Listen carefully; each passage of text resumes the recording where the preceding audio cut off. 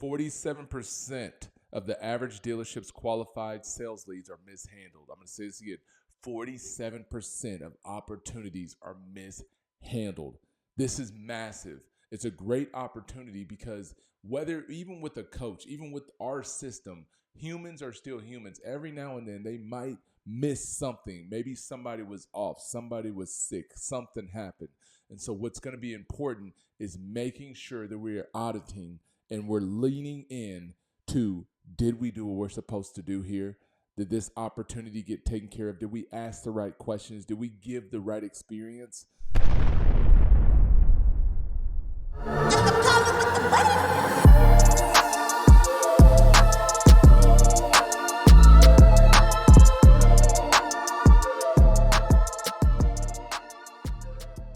How to 5X sales opportunities with these 5 simple steps.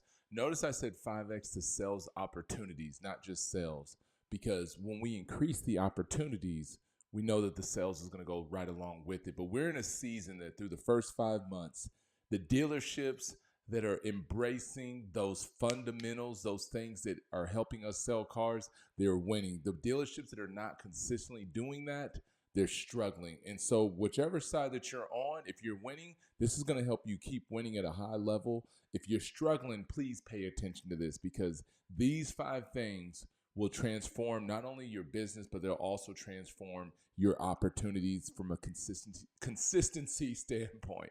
So let's get right into it. So the number one thing that I see out there that's a great fundamental that will help us 5X our opportunities is reviewing our CRM logs and our activities. So what I really mean by this is the desk log, ladies and gentlemen. The desk log has always been around, and that's been the thing from 30 years ago to today that separates the good, the great, the average, and the ones that are struggling really bad right now. And so I want to give you a couple stats real quick.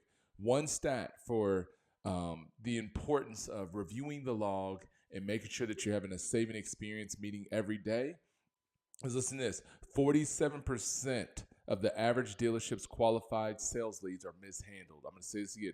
47% of opportunities are mishandled.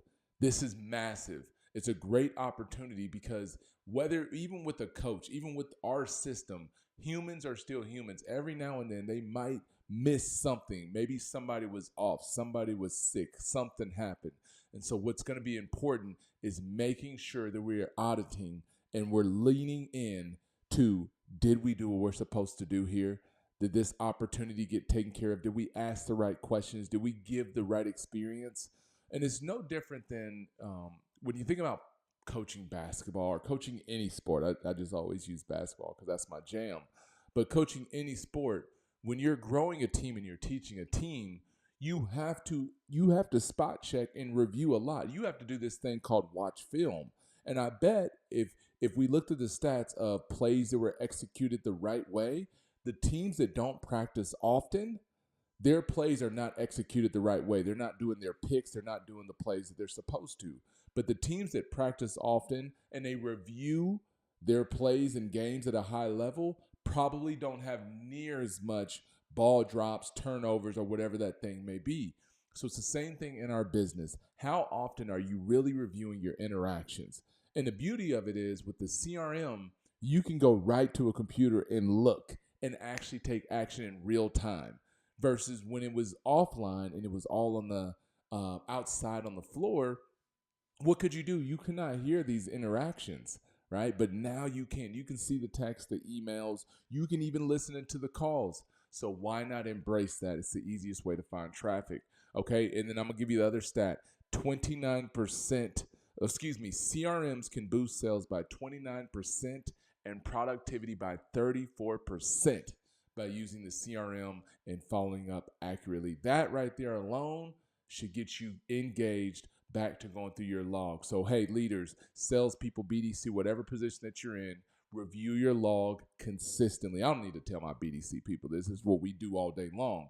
But my sales team, my leaders, review your logs every single day and take action. Call these people, introduce yourself, send pictures, send videos. It goes a super long way. But this is the number one thing that most people are not doing and dealerships that are struggling, the stores that are doing this are winning at a very high rate. Number 2, team meetings and sales trainings, so important. And I've got some stats, so it's not like Coach Cage, he's always talking about training and coaching because that's his business. No, because I receive coaching and training every single day. But listen to this. According to a recent report, the best sales training can improve performance of an individual by 20%, and that's just on average. I know that I've been in some sales trainings that when I left, I literally just was on fire, and it was like nobody could tell me no, right? And so I probably might have been above average because I was paying attention. But then, of course, there's been some trainings that I went to that maybe it didn't go as well, but I still got nuggets from that. What am I saying here? That if on average, if you can boost performance by 20% out of your sales team, why not train every day? Right? If you do that 5 days in a row, look at the effectiveness of this. And then let me give you something else, one other nugget. High performance sales organizations are twice as likely to provide ongoing training than average ones. I'll say it again. High performing sales organizations are twice as likely to provide ongoing training as to the low performing ones. So what are we saying? The high performers, again, the point of this message here is those dealerships that are like, why are we stuck? Why am I not doing as well? Are you doing your daily training? Are you reviewing your CRM and your log? Because when we ask those questions, a lot of times those are not being done, and that's the reason for the struggle. So take care of those things, okay? And then when we're training, I left with 2 nuggets. Every now and then, let salespeople lead that training. It goes a long way because when we teach, we learn too, right? So let the salespeople, let other people teach that training, and then lead with stories. Talk about stories where people were winning recently. That engages a team, so use that. You leverage the stories, leverage with actual real interactions from salespeople, and that gets it to the next level. Number 3, coaching one-on-one. I could just say that alone and move on to the next slide. Coaching one-on-one daily, and I also have it on the sheet here. I want to say twice a week. I said a minimum, but listen to this. 80% of coaching clients say that they improve their self-esteem or their self-confidence thanks to coaching. And that's what I want to pause here for a second. Sometimes we think one-on-ones or therefore increasing sales, right? That's the number one goal. We're going to do this one-on-one because this salesperson's not doing what they're supposed to, so I'm going to give them a coaching and get them fired up. But it's deeper than that. A lot of times now, coaching one-on-one has to do with the individual's self-esteem, their self-confidence, because people are in different situations right now, okay? But having that coach that inspires them, that coaches them up, getting their energy up, getting their self-esteem up. You hear me? Come on, somebody.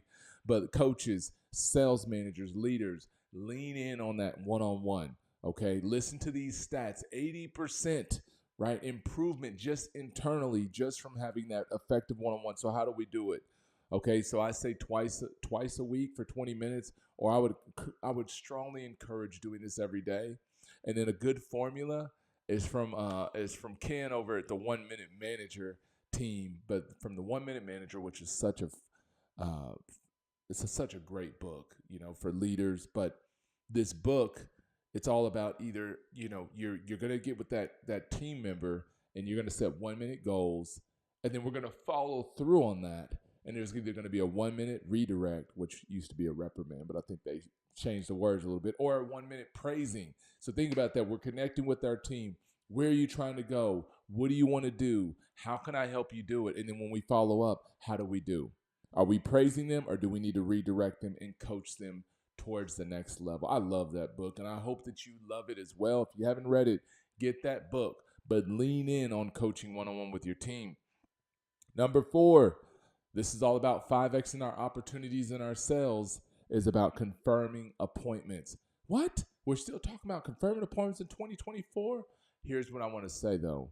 Make confirming an appointments an experience, because we know sometimes a lot of text messages are doing the confirmation right now. Some of it is automated, But can I encourage us to make it an experience? Can I encourage us to include a video when we're confirming our appointments? Can I encourage us to include a picture? Can I encourage us to have Google reviews and a map that gets the people? It's giving everybody the things that people do when customers get ready to come to your business, when it comes down to appointments.